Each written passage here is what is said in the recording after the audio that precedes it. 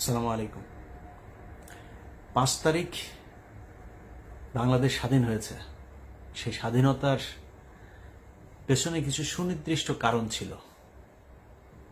জাতি একটা জায়গায় একমত হয়েছিলেন যে কয়েকটা ঘটনা এই জায়গাগুলো ঠিক করতেই হবে। সেটার মধ্যে সবচেয়ে বড় হচ্ছে ভারতকে এই দেশ থেকে বিতাড়িত করতে হবে। শেখ মুজিব আওয়ামী লীগ এইটার নামে এই দেশে আর রাজনীতি করা যাবে না। যেই কারণেই 5 তারিখের পরপরই জনগণ যেখানে শেখ মুজিবের ছবি পেয়েছে, আওয়ামী লীগের ছবি পেয়েছে, পোস্টার পেয়েছে, সেগুলো সব ধ্বংস করেছে। তারপরে ঘটনা প্রবাহ আপনারা সবাই জানেন। সবার আগে শুরু করেছেন বিএনপির মহাসচিব মির্জা ফখরুল ইসলাম আলমগীর। তিনি বললেন তার হৃদয়ে রক্তক্ষরণ হয়েছে শেখ মুজিবের এই ছবি দেখা নিয়ে। তারপর আমার একসময় খুব প্রিয় একজন আপা ছিলেন রুমিন ফারহানা। এই প্রিয় আপা তিনি বললেন যে ছাত্রলীগকে নিষিদ্ধ করার এই সরকারকে। এরপরে এসে 2 দিন আগে রুহুল কবির রিজভী বলে ফেললেন শেখ মুজিবের এই ছবি এখান থেকে সরানো হোক, এটা আমরা চাই না। এগুলোর পেছনে কি কারণ সেটা বাংলাদেশের মানুষ পরে জানবে বা পরে জানানো হবে।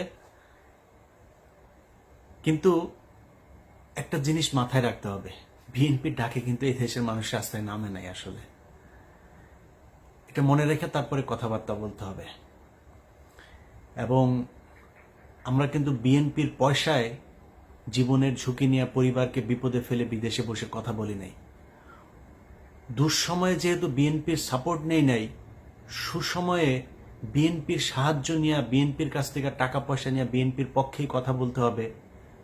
এটা আমাকে দিয়ে অন্তত সম্ভব না। ইনশাআল্লাহ আল্লাহ যদি মস্তিষ্কটা যদি ঠিক রাখেন, ওইটা আল্লাহর রহমতে কোনোদিন করব না। এই মগজ বিক্রি করে খাবো না। যেটা মনে করি, যেটা চিন্তা করি, ওইটা মৃত্যুর আগ পর্যন্ত ওই জায়গাতেই থাকবো। বাংলাদেশের মানুষ শেষ দিন পর্যন্ত দেখবে ইলিয়াস হুসাইন যেখানে ছিল সেইখানেই থাকবেন। অতএব আপনারা যদি মনে করেন ভারতের পক্ষে থাকবেন, আওয়ামী লীগের পক্ষে থেকে তারপরে আপনারা রাজনীতি করবেন, 2001 থেকে 5 পর্যন্ত আসলে এত বিশাল ভালো কিছু করেন নাই। সরি, আমার একদম এইভাবে বলতে ইচ্ছা করে নাই, কিন্তু বলে ফেললাম। এত ভালো কিছু করেন নাই যে আপনাদের জন্য বাংলাদেশের মানুষ রাস্তায় নামবে। এই যে আপনার দলে এত কোটি কোটি বিএনপি করা মানুষ জীবনের ঝুঁকি নিয়ে এই আন্দোলন করেছে, এই আন্দোলনের ভেতরে জীবন দিয়েছে, অর্ধেকই তো হবে বিএনপির লোকজন, তাই না? জীবন দিয়েছে তারা না আপনাদের এই ভারত প্রীতি আর আওয়ামী প্রীতির জন্য জীবন দেয় নাই। আপনারা যদি নাকি জনগণের সামনে স্পষ্ট করতে না পারেন, তাহলে আমরা কনফিউজ হব। আপনাকে স্পষ্ট একটা পক্ষ অবলম্বন করতে হবে। আপনি ভারতের পক্ষে, আওয়ামী লীগের পক্ষে নাকি না, এটা আমাদের জানা খুব জরুরি। এই মুহূর্তে কনফিউজড হয়ে থাকলাম, বাট আমার মনে হয় খুব সহসায় আমরা এটা জেনে যাব, তখন আমরা আমাদের মতামত জানাই দেব। এই দেশের মানুষ, যারা সাধারণ মানুষ আপনাদেরকে ভোট দেয়, রাজনীতি করে না, তারাও না আওয়ামী বিরোধিতা করে, তাই বিএনপির দলে ভোট দেয়। এমনিতে বিএনপি করার কোনো কারণ নেই, অন্য কোনো কারণ টারণ নাই আসলে ওইরকম। তো সেই জায়গাটা যদি নষ্ট করেন না, তাহলে সামনে বিপদ হবে। কয়েকটা জায়গা যদি বলি যে এই যুদ্ধটা কেন হয়েছিল, বিডিআর হত্যাকাণ্ড, সেটার বিচার হইতে হবে। কমিটি গঠন করার কথা বলা হলো, এখন পর্যন্ত কিছুই করা হয়নি। কয়দিন আগে স্বরাষ্ট্র উপদেষ্টা বললেন ওইটা নিয়ে এখনো তারা চিন্তা ভাবনা করছেন, ফাইনাল কিছু হয় নাই। এই জন্য আপনাদেরকে ক্ষমতায় বসায়নি। পরের দিন উচিত ছিল বাংলাদেশে কোথায় কোথায় রয়্যাল এজেন্ট আছে সব কটার এই দেশ থেকে বাইর করা হয় নাই। বিডিআর এর নিরীহ সৈনিকরা তারা জেলখানায় আছে, এখন পর্যন্ত বের করে নাই। উচিত ছিল পরের দিন তাদেরকে যেইভাবেই হোক, জেনারেল অ্যামনেস্টি হোক আর যেইভাবে হোক, তাদেরকে করে দেয়া। করা হয় নাই। আলেমদেরকে বের করে দেওয়া দরকার ছিল, করা হয় নাই। এই ছাত্ররা এখন পর্যন্ত হাসপাতালে আহত অবস্থায় আছে, চিকিৎসার টাকা নাই। আপনারা সরকার থেকে কোনো সহযোগিতা করেন নাই এখন পর্যন্ত। গতকালকেও এক পত্রিকাতে নিউজ দেখলাম,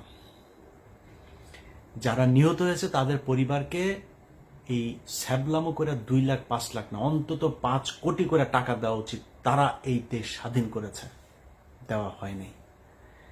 বাংলাদেশে গেল 15 বছরে ব্যাপক লুটপাট হয়েছে এই বিদ্যুৎ খাত নিয়ে। সেই জ্বালানি খাতের এখন পর্যন্ত একটা মামলা হয় নাই। আপনি এই ওর নাম কি আপনার দরবেশ বাবা সালমান এফ রহমানের বিরুদ্ধে মামলা হচ্ছে নীলক্ষেতে, সে এক ব্যবসায়ীকে পিটিয়ে মেরেছে। আরে ভাই, এই মামলায় তো সে তার কিছু হবে না, কারণ ওই কাজ তো সে করে নাই। সে যেটা করেছে সেটা দিয়ে 500 বছর তাকে জেলখানায় আটকে রাখা সম্ভব, 500 বার তার ফাঁসি হইতে পারে। সে হত্যা করেছে এই দেশে মানুষ। কাকে করেছে জানেন? এই যে শেয়ার বাজার আছে না, এই শেয়ার বাজারে ক্ষতিগ্রস্ত হয়ে সুইসাইড করেছিল কয়েকজন মানুষ, মনে আছে? তাদের হত্যা মামলা হইতে হবে এর বিরুদ্ধে। যেই পরিবারগুলো শেয়ার মার্কেটে ক্ষতিগ্রস্ত হয়েছে তাদের টাকা ফেরত দিতে হবে। তার সব প্রপার্টি বিক্রি করে নিলামে তুলে তারপরে সেই পরিবারগুলোর কাছে টাকা ফেরত দিতে। যেই ব্যাংক